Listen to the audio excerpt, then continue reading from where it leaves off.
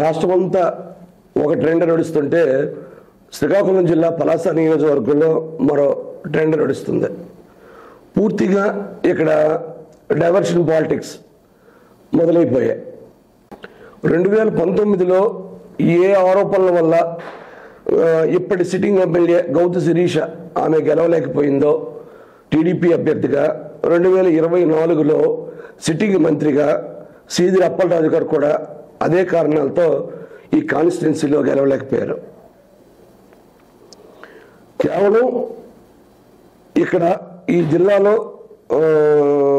ఎర్రనాయుడు దగ్గర నుంచి ధర్మాన ప్రసాదరావు వరకు ఈ రెండు ప్రధానమైన పార్టీల్లో ప్రధానమైన పిల్లర్స్గా రాజకీయాలు చేసిన కక్ష సాధింపు చర్యలు అనేవి ఏదో తెర వెనక చిన్న చిన్న వ్యాపారాల మీద ముగించడం లాంటివి జరిగితే జరిగి ఉండొచ్చు. కానీ ఓపెన్గా మనుషులను కొట్టడం, తలలు పగల కొట్టడం, ఇళ్ల మీద దాడి చేయడం, రోడ్ల మీద పడేయడం, ఇలాంటి హింసాత్మకమైన ఘటనలు ఈ జిల్లాలో ఏ కాన్స్టిట్యున్సీలో లేవు.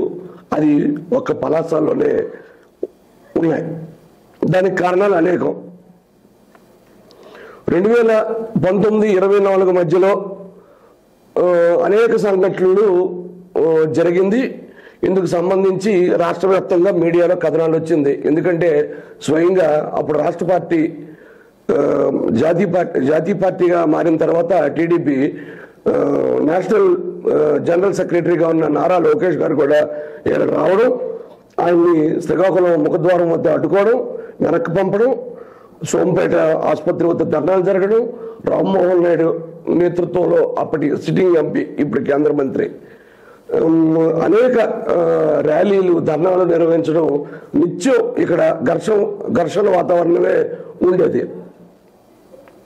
ఇప్పుడు టిట్ ఫర్ టాట్, ఇప్పుడు మేము అధికారంలోకి వచ్చాం కాబట్టి ఇప్పుడు మీకు దెబ్బలు తగులుతాయి అన్నట్టు కొన్ని శాంపిల్స్ ఆల్రెడీ టీడీపీ రిలీజ్ చేసింది.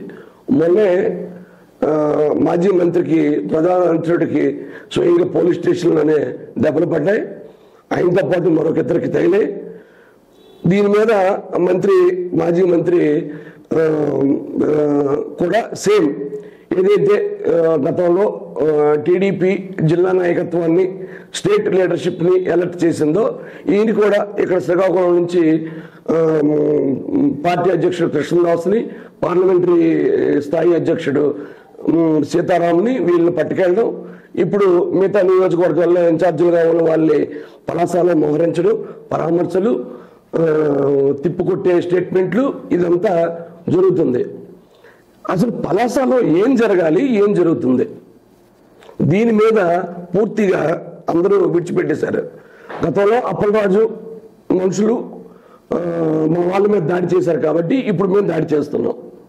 ఓకే, ఇది జనరల్గా ప్రతీకార చర్యలు, రాజకీయాల్లో అవి కామన్ అయిపోయి అనుకుంటే ఏం చేయలేం. కానీ అసలు ఈ గడిచిన 5 ఏళ్లలో వైకాపా ప్రభుత్వంలో జరిగిన అరాచకాలు, భూ కబ్జాలు, కొండలు కరిగిపోవడాలు, ప్రైవేటు భూముల ఆక్రమణలు, పింఛన్ల నిలిపివేతలు, వీటి మీద గౌతు శిరీష్ గారు ఎక్కడ శ్రద్ధ పెట్టినట్టు నాకు కనిపించడం లేదు. కేవలం రౌడీజాలే గడిచిన 5 ఏళ్లలో నడిచింది. ఇప్పుడు అలాగే నడుస్తామంటే ఏం జరుగుద్ది? 2029లోని ఎన్నికలకో లేదో 2027 జమిలీ ఎన్నికలకో మళ్ళీ అధికారం బదలాయింపు జరుగుతుంది తప్ప అక్కడ సామాన్యుడికి భరోసా ఇచ్చే నాయకత్వం మాత్రం కనబడదు. సీదిరి అప్పలరాజు చెప్పాలంటే జిల్లాలో మిగిలిన ఇన్ఛార్జీల కంటే యాక్టివ్గానే, అగ్రెసివ్గానే ఉన్నారు. కంపారిటివ్గా అసలు కోనరవికి, తమ్మినేని సీతారాంకి మధ్యలో ఉన్న వైరింగ్ కంటే గౌతు శిరీష కుటుంబానికి డాక్టర్ అప్పలరాజుకు ఉన్న వైరం పెద్దదేమీ కాదు. దువ్వాడ శ్రీనివాస్కు, రాష్ట్ర మంత్రి అచ్చెన్నాయుడుకు మధ్య ఉన్న వైరం కంటే సీదిరి అప్పలరాజుకు గౌతు కుటుంబానికి మధ్య ఉన్న వైరం పెద్దదేమీ కాదు. కానీ ఇక్కడే ఎందుకు ఇవి జరుగుతున్నాయి అంటే కేవలం బల ప్రదర్శన, కేడర్ చేజారిపోకుండా చూసుకోవడం మాత్రమే వీళ్ళు చేస్తున్నారు. ఇక్కడ సీదిరి అప్పలరాజు కేడర్ బేస్డ్గా ఆయన గడిచిన 5 ఏళ్ళు పనిచేశారు.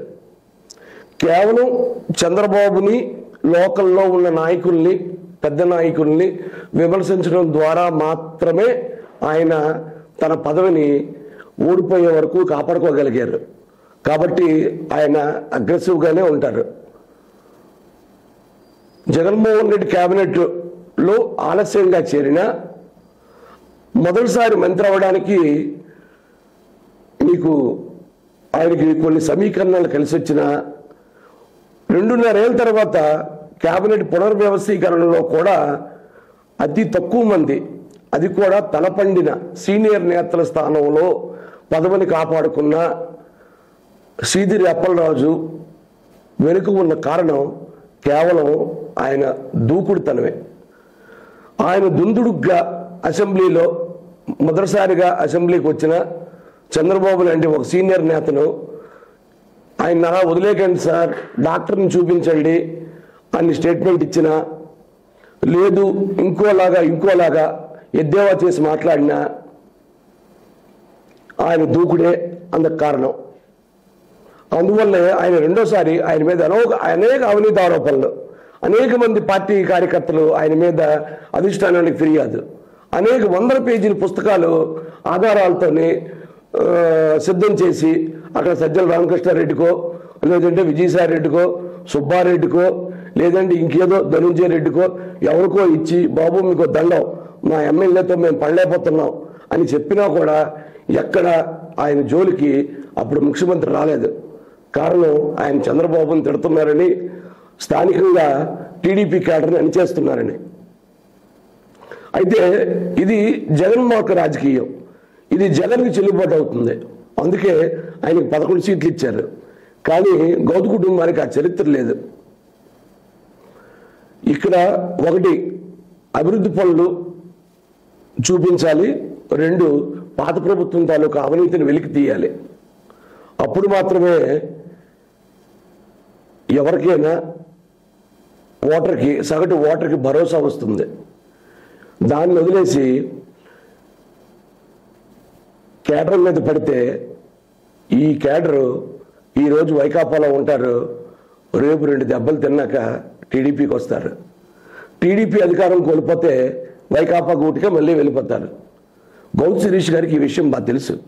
ఎందుకంటే ఆవిడ మోచేతి నీళ్ళు తాగి టౌన్లో వ్యాపారాలు చేసుకున్న అనేక మంది, అప్పలరాజు మంత్రి అయిన తర్వాత ఆయన పార్టీలోకి వెళ్ళి అనేక వ్యాపారాలు చేసుకున్నారు, అనేక ఆక్రమణలు చేసుకున్నారు, అన్నిటికీ మించి కోట్లు గడించుకున్నారు. సో కార్యకర్త అనేవాడు ఎప్పుడు ఎటుంటాడో తెలియదు. దయచేసి నాయకుడి మీద దృష్టి పెట్టండి, ప్రజల మీద దృష్టి పెట్టండి, పాలన మీద దృష్టి పెట్టండి. సెలవు.